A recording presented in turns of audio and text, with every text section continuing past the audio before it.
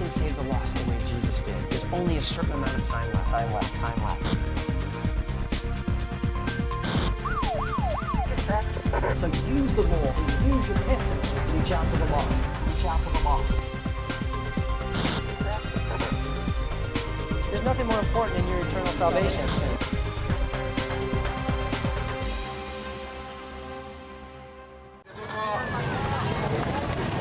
Sino sa inyo gusto ng pera?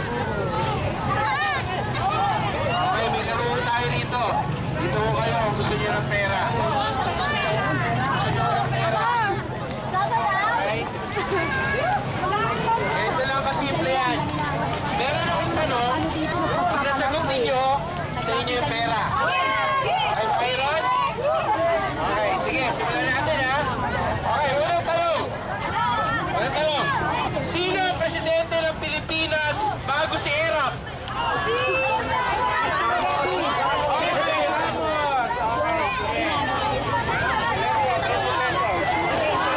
Okay. Siya, wala ko narinig. Okay, may tanong pa ko tayo. Pangalawang tanong. Saang lungsod sa Pilipinas paboritong bakasyonan ng mga Pilipino?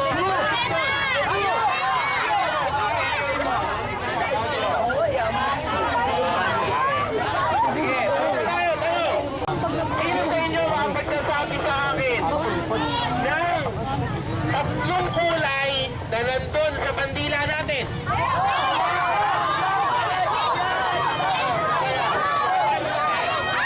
Ano? Sige, ano?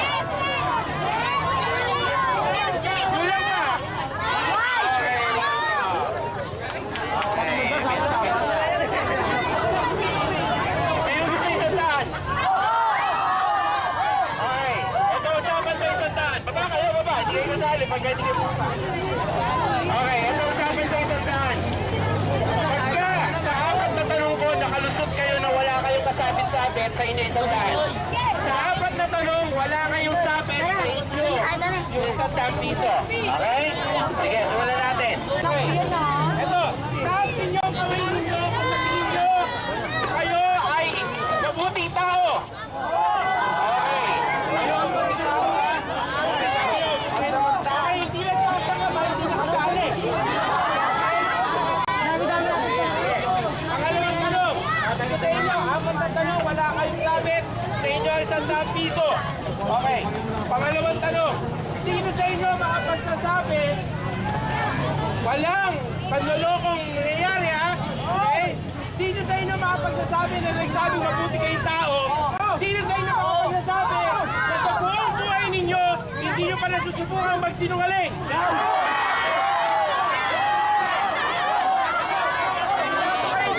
Sinungaling ngayon?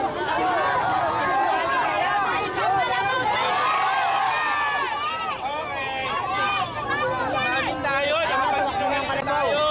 Okay, alam nyo, lahat tayo, bagsak pagdating dyan.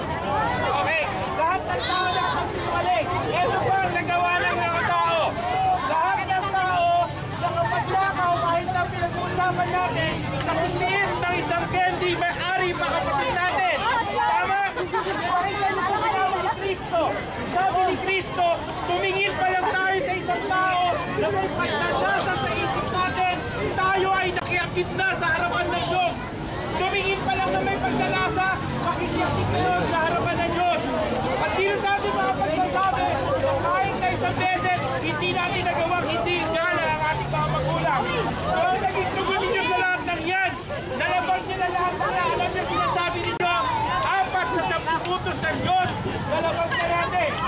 At kung tayo, nakalabag na ng mga utos ng Diyos, ito ang mahirap na problema.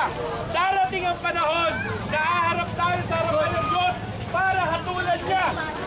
At kung tayo nakalabag ng kahit isa lamang sa mga utos niya, hahatulan tayong mga may sala sa harapan ng Diyos.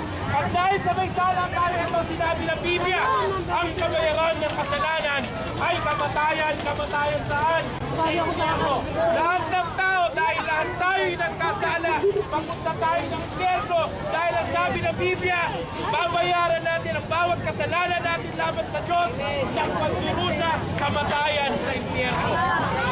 Pero 2,000 taon na nakakaraan, pinadala ng Diyos Ama ang kanyang nag-iisang anak na si Jesus. Walang kasalanan, isang Diyos may likha ng lahat na nakikita natin, pati na mga hindi natin nakikita. Bumaba siya sa lupa para pagkaraan ng 33 taon, mamatay sa krus ng Kalbaryo. Anong dahilan? Para gumawa ng kabayaran sa mga kasalanan natin. Tayong lahat ay nagkasala, nararapat na mapunta sa impyerno, pero yung walang kasalanan ng isang Diyos, siya ang nabayubay sa krus para magkaroon ng kabayaran ang lahat ng kasalanan natin.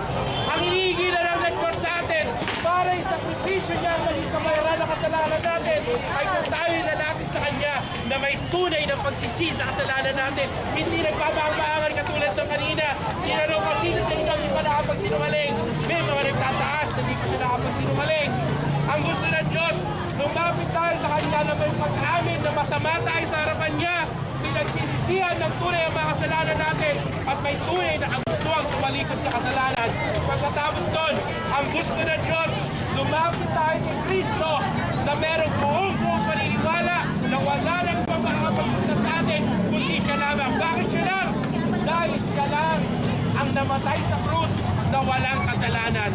Ibig sabihin, yung pagiging mabuti niya, ipinapasa niya sa atin, yung pagiging masama natin, pinapasa natin sa Kanya dahil naniniwala tayo, siya lang ang makapagligtas sa atin dahil yun ang sinabi sa 1:16, sabi ng 1:16, sapagkat kayo na lamang ang pag-ibig ng Diyos sa sanlibutan na kung sino man sa Kanya ang manampalataya, maniwala siya lang makapagligtas sa Kanya, hindi na mapapahamak, kundi magkakaroon ng buhay na walang hanggan sa langit. Kung tayo magsisisi ng tunay sa kasalanan natin, mananampalataya na si Kristo ang makapagligtas sa inyo, ito pa ako ng Diyos. Pag namatay ka, hindi ka na sa impyerno, sa langit ka na sa bayan niya, doon ka niya dadalhin. Huling tanong sa ating lahat, sino sa inyo ang nagmamahal sa kanyang sarili? Tunay nating mahal sa sarili natin. Sana naintindihan natin sa oras na to. Meron tayong malaking problema. Ano yun? Dahil sa kasalanan natin laban sa isang banal na Diyos, pag namatay tayo, dire-diretso tayo sa impyerno. Pero ibinahagi ko sa inyo ngayong gabing ito kung anong ginawa ng Diyos para tayo makaiwas sa impyerno. Pinadala niya ang kanyang nag-iisang anak na si Jesus para siyang mamatay sa krus ng Kalbaryo. At sinabi ko rin sa inyo kung anong tugon, dalawang tugon na hiningi sa inyo ng Diyos.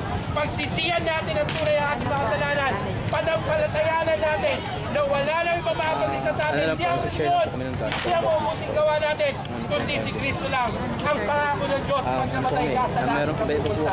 Ano ang garantiya mo na pag namatay ka, yun lang mangyayari? Kung ginawa mo yung dalawang hinihingi ng Diyos, anong nangyari kay Jesus? Pagkaraan ng 3 araw nang namatay, nabuhay siya na magpuli. Kung kaya na buhayin ng sarili niya, tayo pa hindi na kayang buhayin, pinapangako ng Diyos na inaalok sa iyo ang buhay na walang hanggang sa langit. Nasa inatin na lamang ang desisyon. Pagsisiyan natin ang ating mga kasalanan, panampalatayanan natin si Kristo. Sana bigyan niyo ho ng pagkakataon na pag-isipan to. Maraming salamat po sa pakikinig. Maraming salamat po.